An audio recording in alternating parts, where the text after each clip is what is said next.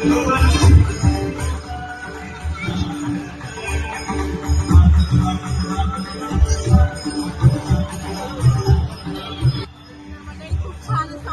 झालं, स्वामीचं दर्शन छान झालं. त्याचबरोबर आपल्या मठामध्ये 2 नवीन मंदिरंही स्थापन झाली आहेत. आज त्याचाही काय म्हणतात सोहळा होता आणि खूप छान अशी सत्यनारायणाची पूजा होती, छान भजन होतं आणि अफाट गर्दी होती. आज खूप स्वामी भक्त आले होते आज इथे आणि खूप छान वाटलं, खूप प्रसन्न वाटलं. मस्त असा महाप्रसाद घेतला आम्ही आणि फायनली स्वामी प्रकट दिन छान असं झालेलं आहे. आम्ही छान असं दर्शन घेतलंय स्वामींचं आणि हे बघा एकदम सुंदर अशी चाफ्याची फुलं मला मिळाली आहेत स्वामींच्या जवळची, स्वामींच्या पावलांजवळची.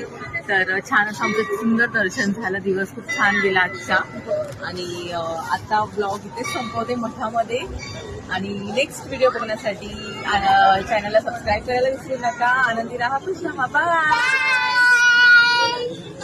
आणि फॉलो करायला विसरू नका. अगरबत्ती वगैरे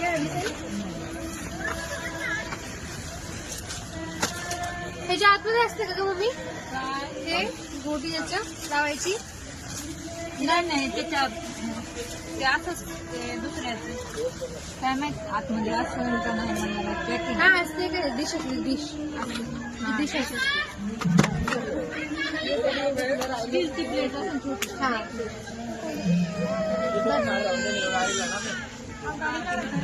किती झाले?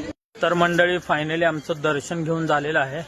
खूप छान प्रसन्न असं वाटलंय. तर आता वाजले 11:30 ना आम्ही आलो तो 7:30 वाजता.